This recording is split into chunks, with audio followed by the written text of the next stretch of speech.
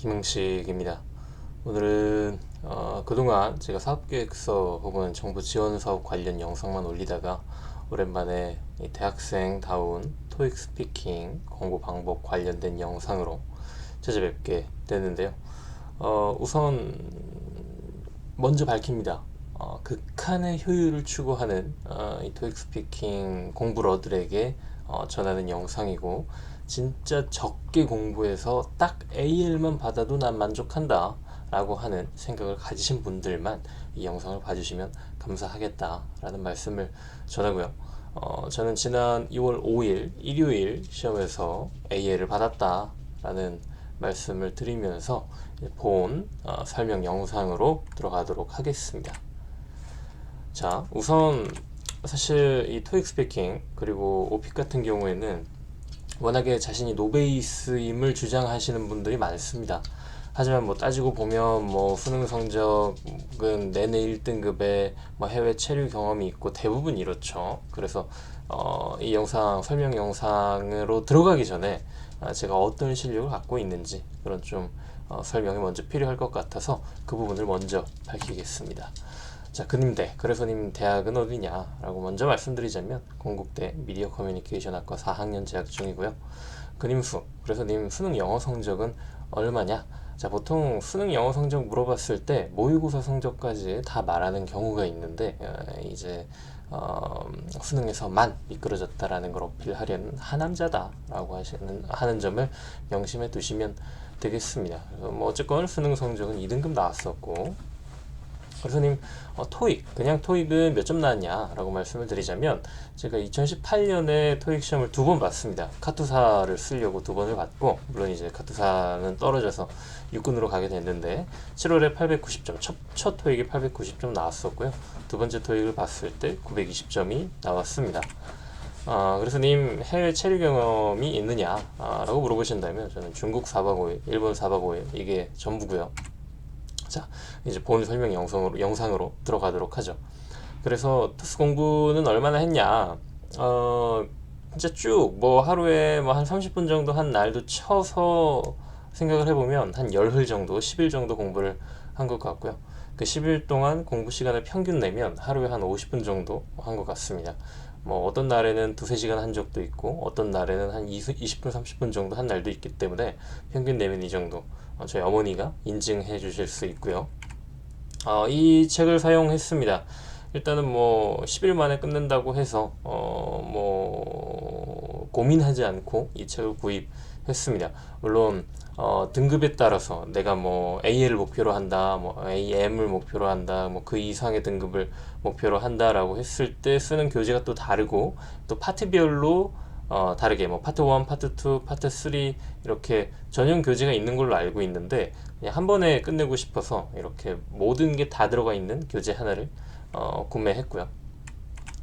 물론 뭐 이제 토익 스피킹을 준비하고 계시거나 이미 시험을 보신 분들은 이 파트 구분이나 그리고 문제가 각 파트에 어떻게 구성되어 있는지 다 알고 계시지만, 그래도 먼저 설명을 그냥 드리고 설명 영상으로 넘어가려고 하는데, 우선 파트 1 따라 읽기.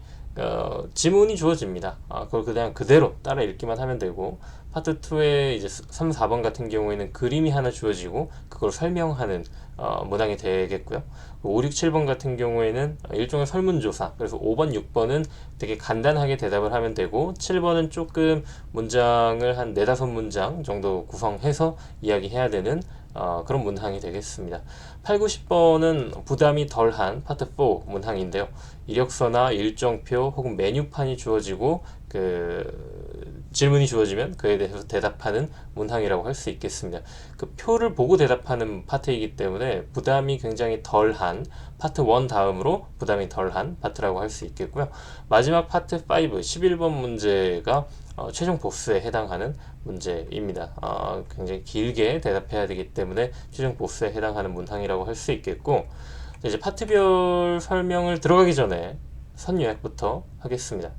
답지를 달달 읽고 모의고사 많이 보면 AL 가능이다. 그냥 가능하냐? 아니, 10 가능하다. 자, 왜 이런 선요약이 나왔는지 이제 본 설명으로 들어가도록 하죠. 파트 1 같은 경우에는 1, 2번 문제 지문 주어지고 그냥 그대로 읽으면 되는데, 여기서 중요하게 보는 건 결국 뭐 얼마나 유창하게 읽느냐, 그리고 얼마나 그 발음을 정확하게 하느냐, 그리고 또 예를 들어서 뭐 의문문이 됐건 혹은 특정 문장에서 고절을 잘 구성해야 되잖아요. 그건 또 얼마나 자연스럽게 읽느냐, 뭐 이런 걸 이제 보는 파트라고 할 수 있겠는데, 사실 정말 조금 공부해서 딱 원하는 등급만 받겠다라고 하면은 굳이 파트 1을 준비해야 될까 싶기는 합니다. 그래서 저는 뭐 교재 보거나 혹은 뭐 다른 공부 방법은 따로 없었고, 그 유튜브 들어가 보면 토익 스피킹 모의고사 검색했을 때 많이 뜨거든요. 이제 그거 할 때만 그냥 시간 맞춰서 읽어보고, 예, 그 외에는 따로 공부를 하지 않아서 이 파트에서는 드릴 말씀이 없고요. 파트 2, 3, 4번 같은 경우에는 앞서 말씀드렸던 것처럼 그림을 보고 설명하는 문제들입니다. 뭐 예를 들어서 뭐 남녀 둘이 대화를 하고 있다라고 하면은 뭐 대화를 하고 있고 이 공간이 어디고 뭐 앞에 테이블에는 뭐가 올라가 있고 뭐 이런 식의 상황들을 영어로 표현해야 되는 그런 문제라고 할 수 있겠는데, 사실은 뭐 난도 자체가 높은 파트는 결코 아니죠. 근데 템플릿이라고 하는 것들, 그러니까 반드시 등장할 수밖에 없는 문장들이 있거든요. 뭐 이 사진은 어디에서 찍혔고, 그리고 이 사진의 왼쪽에는 뭐가 있고, 오른쪽에는 뭐가 있고, 배경에는 뭐가 있고, 이런 좀 필수적으로 등장할 수밖에 없는 템플릿 문장들은 입에 익숙해질 정도로 반복적으로 읽었습니다. 그리고 이거는 저만 그런 걸 수 있는데, 실제 시험장에서는 평소 연습하던 것보다 내뱉는 문장 개수가 파트 2에서 굉장히 많았습니다. 한두 문장 정도가 더 들어갔던 것 같아요. 왜냐면 연습 때는 그래도 마음이 편한 상태로 여유롭게 그 모의고사를 보거나 뭐 연습 문제를 풀다 보니까 좀 그래도 나름 고급진 표현들을 쓰려고 머리를 굴리는데, 시험장에서는 사실 그럴 여유는 없다 보니까 진짜 단순한 문장만 내뱉게 되거든요. 그래서 문장 길이가 짧아지고 오히려 더 많은 양의 문장을 이야기할 수 있었다. 물론 고급진 표현을 잘 써먹는 게 점수에 있어서는 훨씬 더 유리하겠습니다만, 실제 시험장에서는 그런 머리 굴릴 여유가 충분치 않다 정도 말씀을 드리고 싶었고, 파트 3, 5, 6, 7번 같은 경우에는 아까 말씀드렸듯이 설문조사를 내가 대답하게 되는 그런 문제라고 할 수 있겠습니다. 5, 6번 같은 경우에는 질문도 굉장히 단순하고, 뭐 예를 들면 이런 겁니다. 카페를 얼마나 자주 가고, 뭐 가면은 누구랑 가냐, 혹은 어디로 가냐, 이 정도 질문을 5, 6번에서 던지기 때문에 뭐 이거에 대해서 대답하는 것은 크게 어렵지 않다. 그리고 파트 2, 아까 보셨던 이 사진 묘사하는 파트를 공부하시게 되면 5, 6번은 뭐 그냥 자동방으로 준비가 되는 문항이지 않나 라고 생각을 합니다. 7번 같은 경우에는 조금 길게 대답해야 되는 중간 보스 문항이라고 제가 표현을 해봤는데, 일반적으로 근거 두 개를 들어서 제 생각을 이야기해야 하는 문항입니다. 예를 들면 카페를 뭐 운영할 때 뭐가 제일 중요하다고 생각하냐라고 질문이 들어오면 나는 뭐 이 위치가 제일 중요하다고 생각한다. 그 이유는 첫 번째 이러이러하고 두 번째는 이러이러해서 그래서 위치가 중요하다고 생각한다. 이런 하나의 문단을 구성해야 합니다. 그런데 사실 7번을 뭐 따로 파트 3의 7번을 따로 준비한다기보다 마지막 파트 5 11번 문항을 준비하다 보면 7번 역시 자동방으로 준비가 된다. 즉 파트 3는 자동방 파트다. 여기만 따로 뭐 깊게 판다기보다 파트 2 열심히 준비하고 파트 5 열심히 준비하다 보면 파트 3는 뭐 자동으로 준비가 돼버리는 그런 파트라고 할 수 있겠습니다. 파트 4, 8, 9, 10번 같은 경우에는 제 기준에 가장 부담이 덜한 파트, 그러니까 파트 1은 논외로 치고요. 거기 준비를 안 했으니까. 파트 4는 부담이 덜 합니다. 왜냐면 표를 보고 이야기하기 때문에 뭐 정말 그 안에 들어가 있는 거 기반으로 해서 질문 들어오는 거에 대답만 해주면 되거든요. 뭐 내가 점심 이후에 일정이 어떻게 되느냐라고 하면은 그 일정표 보고 얘기해주면 되고, 또 뭐 예를 들어서 내가 어떤 구매 이력표가 나왔다라고 하면 내가 뭘 샀는지 몰라서 전화를 했는데 설명해 줄 수 있느냐라고 하면 이제 뭐 구매한 이력들 쭉 설명해 주면 되고, 뭐 그런 파트입니다. 그래서 부담이 좀 덜하다. 다만 좀 사전 준비를 해야 되는 건 일정표나 이력서나 메뉴판 이 중에 뭐가 나올지 모릅니다. 보통 일반적으로 일정표가 많이 나오는 편인 것 같기는 한데 뭐가 나올지 모르기 때문에 이 셋 중에 일정표가 나오면 이런 표현들을 8, 90번에서 써야겠구나, 이력서가 나오면 이런 표현을 써야겠구나, 뭐 요 정도 준비는 할 필요가 있겠다. 그래서 아까 구매한 해커스 교재에 굉장히 잘 갈무리가 되어 있거든요. 일정표가 나오면 이런 표현들, 이력서가 나오면 이런 표현들, 이렇게 잘 갈무리가 되어 있기 때문에 이 답지 혹은 모범 답안을 달달 읽다 보면 좀 자연스럽게 준비가 된다. 그런 파트라고 할 수 있겠습니다. 자, 그래서 마지막 파트 5, 11번 문제를 보겠습니다. 이렇게 표현하고 싶습니다. 11번은 정말 왕도가 없다. 그리고 정말 잘 준비해서 그냥 하늘에 맡길 수밖에 없는 그런 파트입니다. 왜냐면 내가 조금이라도 익숙하거나 사전에 준비한 주제가 나오면 훨씬 편하게 이야기할 수 있는데 정말 얘기할 건덕지가 없는 주제를 던져줄 때가 있거든요. 이 토익 스피킹 준비하시다 보면 다들 느끼시겠지만 너무 만만한 주제를 던져주면 오히려 할 얘기가 없는 그런 상황들이 많이 펼쳐집니다. 그래서 파트 5 같은 경우에도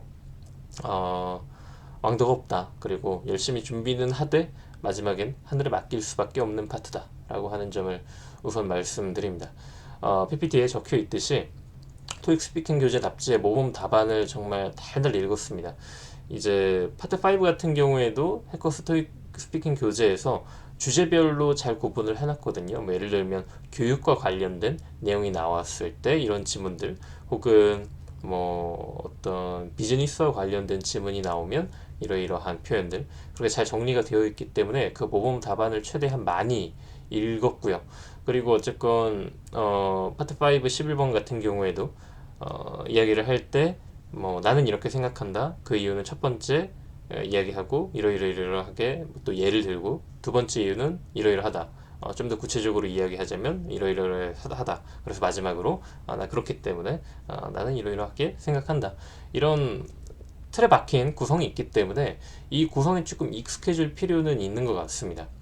그래서 아까 말씀드렸듯이 파트 5도 두 가지 근거를 들게 되는데, 첫 번째 근거는 좀 일반론적인 이야기, 두 번째 근거는 제 경험에 기반을 둬서 이야기한다 라고 하는 정도의 어떤 자기 자신만의 룰을 갖고 시험장에 들어가면 문장 구성하기 훨씬 편하다. 이 정도 스토리 구조는 만들어갈 필요가 있다. 하지만 어쨌건 왕도가 없다. 진인사대천명 파트다 라고 하는 점을 말씀드릴 수 있겠고, 다시 한번 강조드리지만 이 파트 3의 이 7번 중간 보스 문항은 파트 5를 준비하다 보면 자연스럽게 준비가 되는 파트이기 때문에 파트 5 공부에 가장 많은 시간을 투자하신다면 뭐 자연스럽게 파트 3, 뭐 파트 2도 어려움 없이 보실 수 있지 않을까라는 생각을 합니다. 그래서 좀 전체적으로 어떻게 공부를 했는지 조금 더 말씀을 드리자면, 그래서 이 템플릿 문장들은 외우는 게 좋다. 뭐 당연히 조금 더 익숙하게 편하게 그냥 질문 툭 들어오면 바로 툭 나갈 수 있을 정도로 외울 수 있다면 좋겠지만, 뭐 사실 교재 혹은 모의고사를 열흘 동안 응시하고 또 답지를 달달 읽다 보면 자동으로 외워지는 것 같습니다. 또 반복적으로 등장하는 표현들이 눈에 보이기도 하고요. 그리고 저는 워낙에 이제 네이버 블로그 글이나 다른 이 토익 스피킹 설명 영상에서 굳이 교재 살 필요 없다라고 얘기를 해서 돈을 아껴볼까라고 고민을 했는데, 교재 하나 사서 공부하는 게 훨씬 편한 것 같기는 합니다. 근데 아무래도 스피킹 교재이다 보니까 본 교재 자체보다는 답지에 훨씬 더 많은 팁들이 들어가 있다 정도 말씀을 드릴 수 있겠고, 손으로 써가면서 읽는 게 저한테는 굉장히 유효했다라고 하는 점을 드릴 수 있겠고, 단어 공부까지 필요하지는 않다고 생각합니다. 왜냐면 기본적으로 우리가 토익 스피킹을 보통 한 뭐 열흘 내지 20일, 뭐 길면 한 달 그 정도 준비를 하고 시험을 보게 되는데, 그 시기에 외워서 내 머릿속에 들어온 그 단어들을 실제 시험장에서 내뱉을 수는 아마 없을 겁니다. 왜냐면 정말 긴장하고 또 항상 좀 새로운 환경에서 시험을 보게 되기 때문에, 그 상태에서 내가 평소에 익숙한 단어 말고 새롭게 공부한 단어가 튀어나온다? 이거는 조금은 어려운 이야기다 때문에 단어 공부까지는 별로 필요하지 않다. 그냥 이제 이렇게 준비하는 과정에서 자연스럽게 들어오는 단어들을 그냥 그 정도 단어만 갖고 들어가도 시험장에 들어가도 충분하다 정도 말씀을 드리고 싶겠고 드릴 수 있겠고, 제이크 쌤 인강이 굉장히 유명하죠. 그래서 듣는 거 굉장히 유용한 것 같습니다. 저도 이제 쉴 때 혹은 뭐 제철에서 많이 들었고, 근데 좀 선택적으로 들을 필요가 있겠죠. 왜냐? 정말 조금만 공부하고 싶으니까. 그래서 저 같은 경우에는 그 다른 사람들이 녹음한 내용들을 제이크 쌤이 평가해주는 그 컨텐츠가 있잖아요. 거기에서 쭉 보다 보면 이 문장 시험장에서 얘기하면 조금 점수 좋게 받을 수 있을 것 같은데 싶은 문장들이 있습니다. 그런 문장들만 따로 적어두고 좀 더 읊어보고 좀 내 입에 익숙하게 만들어보고 그런 과정을 거쳤고, 전체 그런 설명 영상을 다 보지는 않았고요. 그리고 가장 중요한 것 같습니다. 가족들이 있는 앞에서 연습해라. 왜냐면 이게 평소에 내가 갖고 있는 영어 독해 실력이나 혹은 단어를 얼마 알고 있느냐, 뭐 또 숨겨져 있는 회화 실력과는 별개로 영어를 일상적으로 내뱉는 환경에 있지 않는 이상 좀 내가 만들어낸 문장을 입 밖으로 내는 거에 대해서 약간의 부끄러움이 있을 수밖에 없습니다. 그래서 좀 그런 부끄러움을 덜기 위해서 사람들, 뭐 가족이 아니라고 해도 좀 주변에 사람이 있는 환경에서 이 토익 스피킹 공부를 하셨으면, 그리고 유튜브 모의고사를 보셨으면 좋겠다라는 점을 말씀드립니다. 뭐 저도 그렇게 했었고, 그리고 유튜브에 올라와 있는 모의고사부터 그냥 바로 드립다 보는 것도 뭐 방법일 수 있겠다라는 생각이 듭니다. 왜냐면 어느 정도 시간 안배를 해야 되는지, 그리고 또 유튜브 모의고사가 실제 그 토익 스피킹 환경과 똑같거든요. 네, 그래서 좀 실전 경험도 미리 많이 해볼 수 있다라는 점이 이 토익 스피킹 그 유튜브 모의고사의 굉장한 강점이라고 할 수 있겠고, 그래서 나는 좀 이렇게 먼저 부딪혀보고 싶다라고 하면 모의고사부터 좀 보시는 것도 이 토익 스피킹 전체 문제 구성에 익숙해지는 방법이지 않나라는 생각이 듭니다.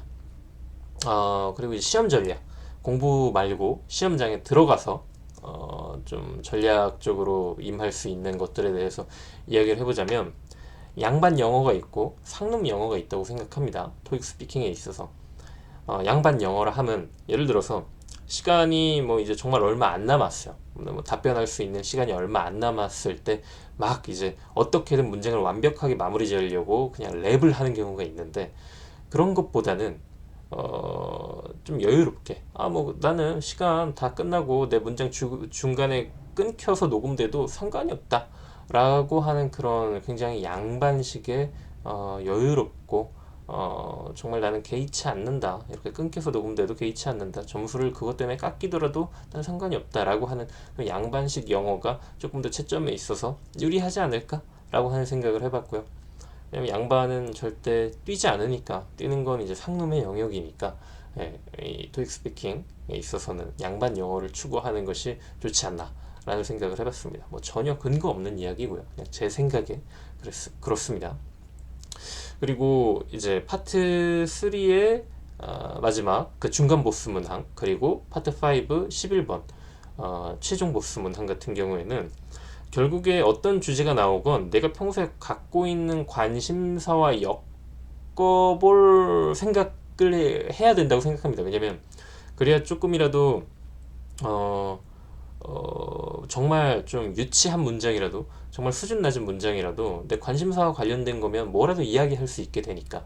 그래서 예를 들면 뭐 파트 5 11번에서 제가 시험 봤을 때 어떤 게 나왔냐면, 집에 책이 많이 있느냐, 뭐 이런 식의 질문이었었던 것 같아요. 그래서 그거에 대해서 제가 이야기했던 건 많이 갖고 있다, 네, 책꽂이에 책이 많이 들어가 있다. 근데 그렇게 많이 두는 이유는 첫 번째로 뭐 인테리어 요소가 될 수 있기 때문에 그렇게 많이 두고 있고, 두 번째로 집에 놀러 오는 이성들에게 내가 똑똑해 보일 수 있기 때문에, 뭐 이런 이야기들을 쭉 했었습니다. 그러니까 여기서 말씀드리고 싶은 부분은 일반론적인 이야기를 하다 보면, 그러니까 뭐 책을 많이 읽으면 뭐 똑똑해지고, 그리고 뭐 등등등등 이런 일반론적인 이야기를 하려고 하다 보면 사실 제한된 시간 내에 이야기하기가 어렵습니다. 이걸 제 기억에 40 몇 초 동안 준비해서 뭐 30초 동안 이야기, 뭐 1분 동안 이야기 해야 되는데 그 시간에 그 두 가지 근거를 명확하게 딱 만들어내서 이쁘게 이야기하기가 쉽지가 않아요. 그래서 때로는 정말 시간이 모자르면은 내가 뭔가 끄적이지 못하는 상태로 정말 머릿속에서 나오는 대로 이야기를 해야 되는 상황이 펼쳐질 수 있는데 그때 어떻게든 내가 짧은 문장, 유치한 문장으로라도 이야기를 하려면 평소 관심사를 기반으로 해서 뭐 예를 들면 내가 좋아하는 연예인을 어떻게 소개할 수 있을까? 혹은 내가 하는 어떤 뭐 사업, 내가 하는 공부, 내가 하는 전공을 어떻게 설명하고 소개할 수 있을까? 그러니까 평소에 본인이 좀 매니아틱하게 빠져있는 대상에 대해서 영어로 어떻게 이야기할 수 있을지 생각해 보면은 조금 더 이런 최종 보스 문항, 중간 보스 문항을 준비하는 과정에서 조금 더 수월하지 않을까라는 생각을 해 봅니다. 그리고 마지막으로 물은 집에서 들고 가십시오. 가져가십시오. 편의점, 저는 이제 물을 안 들고 가서 편의점에서 물을 샀는데 그거만큼 또 아까운 게 없습니다. 그리고 또 삼다수 가격이 최근에 인상됐기 때문에 물은 집에서 가져가시라 라는 말씀을 드리고 싶고요. 뭐 여기까지입니다. 네, 감사하고 질문은 남기지 마십시오. 저 텍스핑 잘 모릅니다.